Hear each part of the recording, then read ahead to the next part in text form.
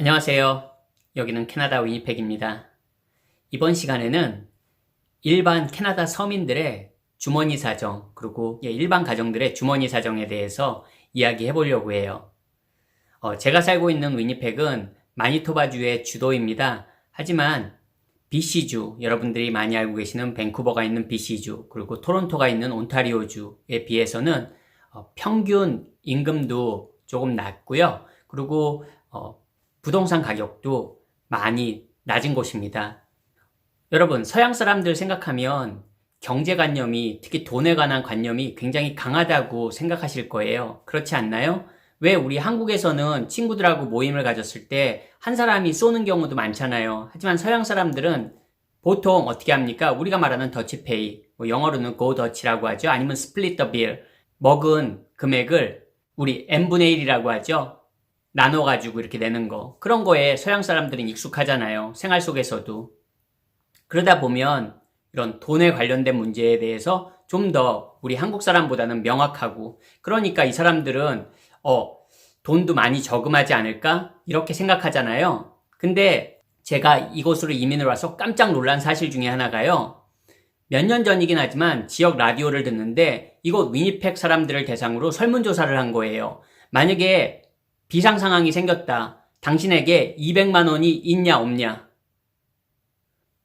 50% 이상이 자기가 저축한 돈이 200만 원이 없다고 답변을 했어요. 정말 깜짝 놀랐습니다.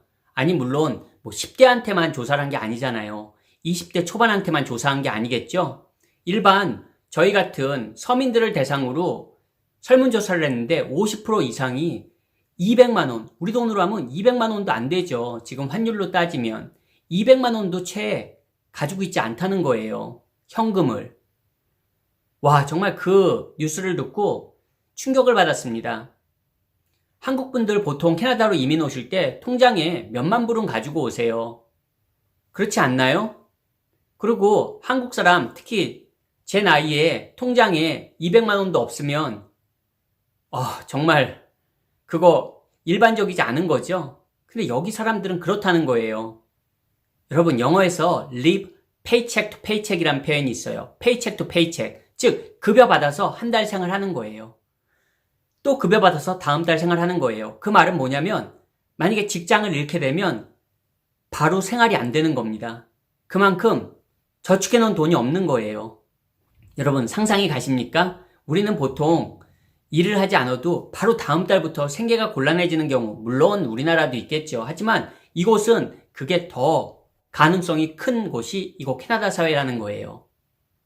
보통 크레딧 카드도 우리나라는 무이자 할부도 있고 하지만 이곳에서는 그런 개념은 없어요. 물론 여기서도 크레딧 카드를 사용할 때 간혹 monthly payment가 있는 경우가 있습니다. 하지만 일반적이지 않아요. 이곳 사람들은 그러면 그거 쓴 거 바로 다음 달에 다 내냐?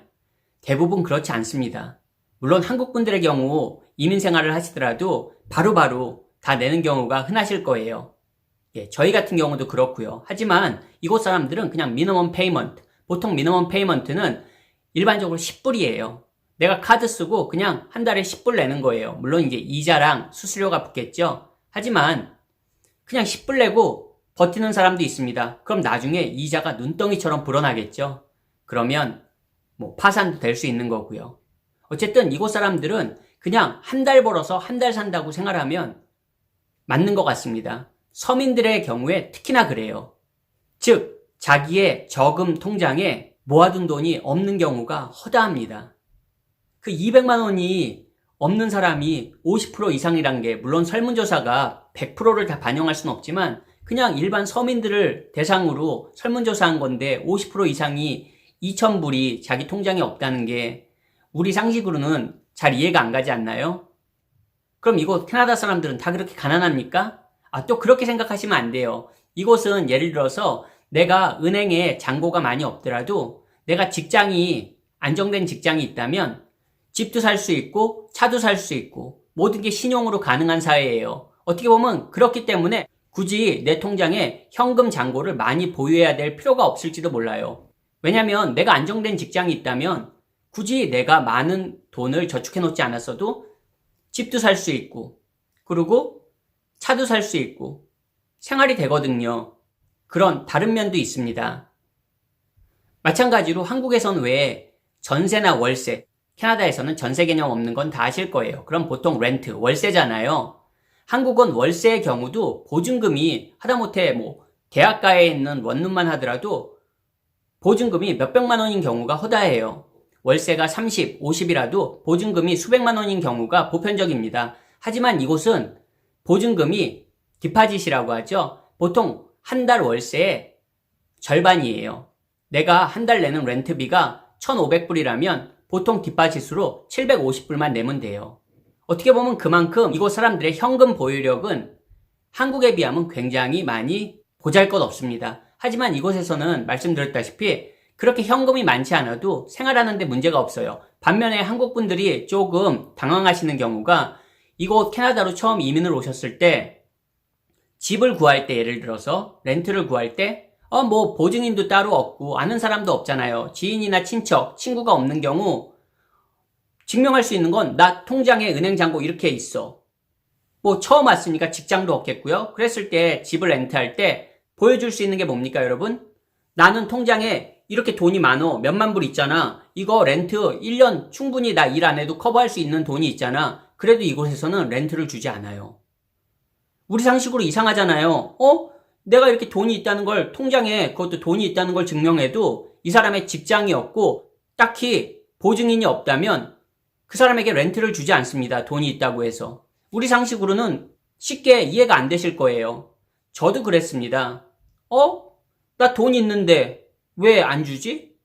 하지만 이곳 시스템이 그래요. 어떻게 보면 그런 이유도 약간은 있을 거라고 생각합니다. 이곳 사람들이 정말 속된 말로 거지라서 200만 원도 없는 건 아니겠죠. 물론 또 반면에 제가 처음에 말씀드린 대로 이곳 사람들은 실직을 하게 될 경우에 몇 달만 지나면 정말로 생활이 곤란해지는 경우가 있습니다. 즉 자기의 경제력이 바닥을 치는 거죠.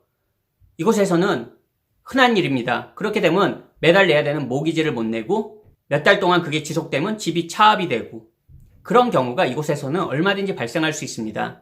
한국하고는 기본적으로 시스템이 달라요. 그래서 장점도 있고 단점도 있습니다. 이런 것도 캐나다 오실 분들이라면 그래도 어느 정도는 인지하고 계신 것도 흥미롭지 않나요? 저는 또 다음번에 뵙겠습니다. 안녕히 계세요.